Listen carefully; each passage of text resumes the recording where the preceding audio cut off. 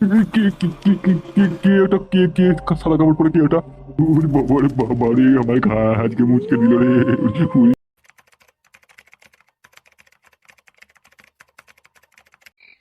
আজ যা বৃষ্টি হচ্ছে, মনে হয় আর লোকজন আসবে না। যা বৃষ্টি হচ্ছে, কেউ বাড়ি থেকে বেরোবে নাকি এই বৃষ্টি বাদলের দিনে? কি বলছো কি কাকা? অবিলাসের তেলে ভাজার যা টেস্ট না, যে একবার খাবে সে বারবার এই দোকানে ফিরে আসবে, তোমাকে বলে রাখলাম আমি। অবিলাসের তেলে ভাজার টেস্টই কোনো বৃষ্টি ঝড় কেউ মানুষকে আটকে রাখতে পারবে না, দেখো না সব এলো বলে। এ ভাই পটলা, শুধু গল্প করবি নাকি অবিলাসের হাতে একটু তেলে ভাজাও খাবি? সেই কখন থেকে বসেই আছে, তেলে ভাজার গন্ধে আমার পেটটা লঙ্কা মাঠার মতন জ্বলছে। খাওয়া নাকি? কখন থেকে বসে আছি। অবিলাস, 3 জায়গায় একটা করে চপ আর একটা করে আলুর বোমা দে তো। আর বলছি, ডাল বড়া হয়েছে নাকি? ডাল বড়া যদি হয়ে যায় তাহলে ডাল বড়াও একটা করে দিয়ে দিস। ইয়ে মানে দাদা, আজকে বৃষ্টির জন্য ডাল বড়া করা হয়নি তো। এগুলি দিয়ে দে, দিয়ে দে। আর আজ এমনিতেই বেশি খাবো না, আজ রবিবার, বাবা আবার মাংস এনেছে। একসঙ্গে এত কিছু রিচ খাবার খেয়ে শেষকালে গ্যাস ট্যাস হয়ে মরবো নাকি? এমনিতেই বিয়ে খাওয়া হয়নি এখনো। যা বলেছিস ভাই। দে দে ভাই, আর দেরি করিস না অবিলাস, দে দে তাড়াতাড়ি, ম্যানেজার বলে দিয়ে যখন তাড়াতাড়ি দে। আমার আর তস হয়েছে না, একটু খাই, খেয়ে একটু প্রাণটা জুড়াই দে।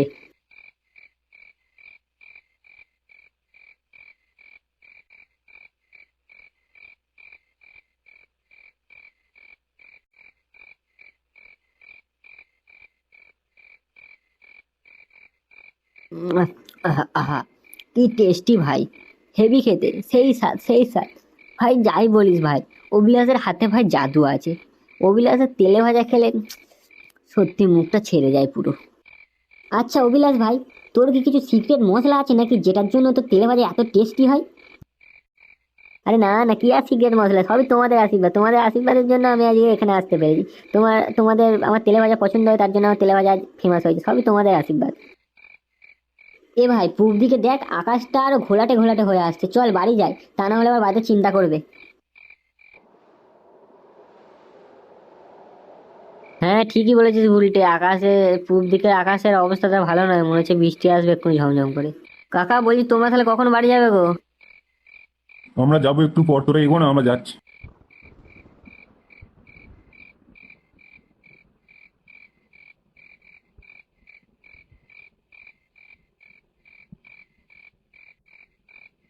বলছি কাকা, একটা কথা ছিল। দেখ ভাই, আমি তোকে আগেই বলে দিচ্ছি, কিন্তু আমি টাকা বাড়াতে পারবো না, যেটা দিই সেটাই দেবো। দেখো কাকা, আমি সেই ছোটবেলা থেকে তোমার কাছে কাজ করি, আমি তো কোনোদিন বলি না মাইনে বাড়াতে, বলো। আমার মায়ের না খুব শরীর খারাপ, ডাক্তারে বলেছে অপারেশন করতে হবে, তার জন্য অনেক টাকার প্রয়োজন, তার জন্য আমি বলেছি একটু আমি টাকাটা বাড়াতে। এমনি এমনি আমি বলিনি কাকা, ব্যাপারটা একটু বোঝার চেষ্টা করো তুমি।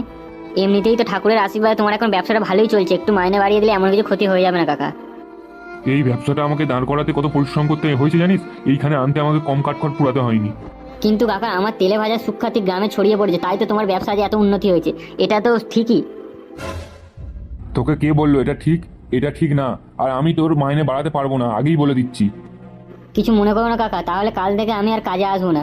আমার মায়ের অপারেশনের জন্য আমায় টাকা জোগাড় করতেই হবে, যেভাবেই হোক। তা তুই কাজে না এলে টাকাটা কোথা থেকে পাবি? আমার যেটুকু টাকা জমানো আছে, সে টাকা দিয়ে একটা ছোট্ট তেলে ভাজার দোকান দেবো, দিয়ে ওখান থেকে আমি আমার মায়ের চিকিৎসা করাবো। আমাকে যা হোক করে আমার মায়ের অপারেশন করতেই হবে, আমার মা আগে। কিছু মনে করো না কাকা।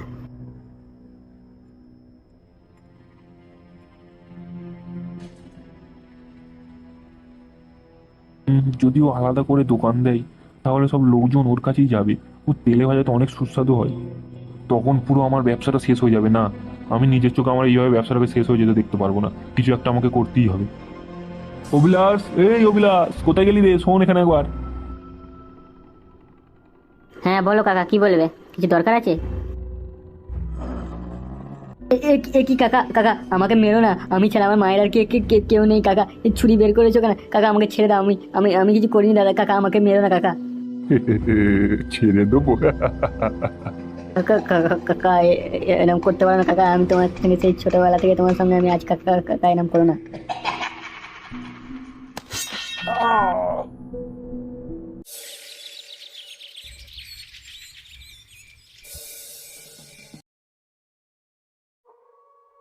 কতদিন পর তোমাকে দেখলাম, কোথায় ছিলে গো জেঠু এতদিন? তোমার কোনো পাত্তা ফাত্তা নেই, আমি বলছি কোথায় গেল জেঠু, আর আড্ডা দিতে আসছে না। আরে ছেলের কাছে গেছিলাম রে, কলকাতায়। ছেলে নতুন ফ্ল্যাট নিয়েছে না, ওর কালকে গৃহপ্রবেশ ছিল, তার জন্য আবার গিয়েছিলাম একটু। তাহলে তুমি কি তোমার ছেলের কাছেই চলে যাবে নাকি জেঠু? না রে বাপ, তোদের ছেলে আমি শহরে গিয়ে শান্তি পাবো বলে তোদের মনে হয়? ছোট থেকে বড় হলাম, এই গ্রামের মায়া আমি ত্যাগ করতে পারবো না রে বাবা। এখানেই জন্মেছি, এখানেই মরবো। যাই হোক, অনেকদিন পর তোদের ঘরে একসঙ্গে পেলাম, আজকে কিন্তু জমি আড্ডা দেবো বলে দিলাম। অভিলাষ, তোর হাতে গরম গরম তেলে ভাজা নিয়ে আয় আমাদের জন্য। আগে কাকাবাবু, আজ তো অভিলাষ আসেনি বুঝলে। কেন গো কাকা, আজকে আবার অবিলাস হঠাৎ করে ডুব মেরে দিল কেন, কি ব্যাপার? অভিলাষ বেশ কয়েকদিন ধরে ছুটি ছুটি করছিল, এবার ও বাইরেও বের করছে দোকানের চাপে সারাদিন, ওই জন্য কদিন ছুটি চাইছিল, ওই জন্য কদিনের জন্য ওকে ছুটি দিলাম বুঝলে। তা ভালো করেছিস, বেচারা একটু ঘুরে আসুক। তোর এই দোকানে যা ভিড় হয় এখন, ও তো এখন দোকান ছেড়ে একটু বাইরে যেতে পারে না। সেটা মানে হাতে জাদু আছে বললাম না, ভালো রান্না করে, তেলে ভাজাগুলো সত্যি এক নম্বর।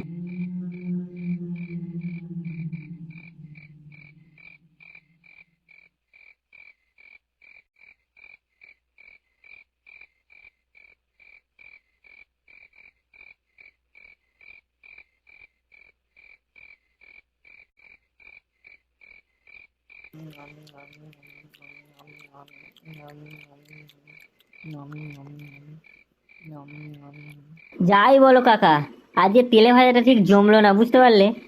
অবিলাসের তেলে ভাজা খেলে মনে হয় হ্যাঁ একটা মুখরোচক জিনিস খেলাম। এটা কিন্তু তুই ঠিকই বলেছিস নাতি।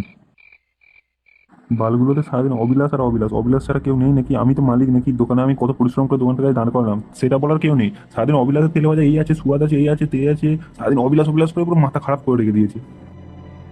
কি কাকা, তোমার মুখটা না ভাজা তেজপাতার মতন হয়ে গেল কেন? রাগটা হচ্ছে নাকি তোমার এটা শুনে?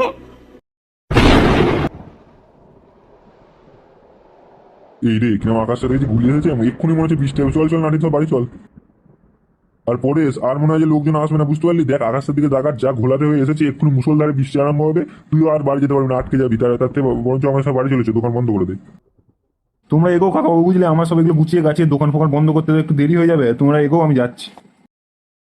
নাতি, তোরা সব চল আমার সঙ্গে, চল বাড়ি চল। একটু ভিজে মিজে যাবি, বাড়িতে বকাবকি করবে, দরকার নেই। আকাশের যা অবস্থা, আমার তো চুল দাঁড়িয়ে নেই, বা তুমি মুষলধারে বৃষ্টি আসবে, বাড়ি যেতে পারবি না, আটকে যাবি। চল চল আমার সাথে বাড়ি চল সব।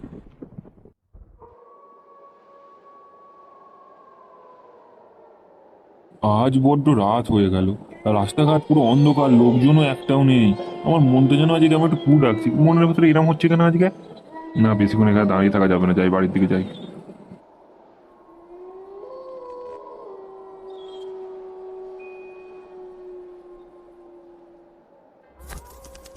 বাপরে বাপ, শিয়াল ফিয়ালগুলোর কি হলো? রাতে এত এরকম চিল্লামিল্লি করছে না যে হঠাৎ? অন্যদিন তো কয় এত এরকম হয় না। অবশ্য আজকে বড্ড দেরি হয়ে গেছে দোকানটা বন্ধ করতে। কে কে কে কে কে কে ওটা? কে কে সাদা কাপড় পরে কে ওটা? ওরে বাবা রে বাবা রে, আমার ঘা আজকে মুচকে দিল রে। ওই, কে কে কে কে কে তুমি? আমার রাস্তা আটকালে কেন? ছেড়ে দাও, ছেড়ে দাও বলছি, আমার খিদে পেয়েছে, বাড়ি যাবো, ছেড়ে দাও। কে কে কে তুমি? আমাকে এরকম রাতে ভয় দেখাচ্ছ কেন কাপড় পরে? কে তুমি? সামনে এসো, সামনে এসো, এরকম লুকিয়ে লুকিয়ে আমাকে ভয় দেখাবে না। কি রে, চিনতে পেরেছিস আমাকে? অভিলাষ, তুই তুই এখানে কি করছিস? ভাই ভাই, আমাকে ছেড়ে দে ভাই, আমাকে বাড়ি যেতে হবে না, করিস না ভাই, পথ আটকাস না, ছেড়ে দে ভাই। ইয়া, ছেড়ে দেবো তোকে? তুই আমার সঙ্গে কি করেছিলিস আমার সব মনে আছে। কি ভাবছিস তোকে এত সহজে আমি ছেড়ে দেবো?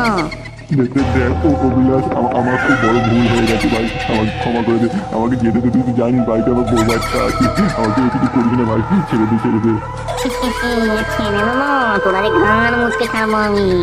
বাঁচাও, বাঁচাও, বাঁচাও, বাঁচাও, বাঁচাও, বাঁচাও।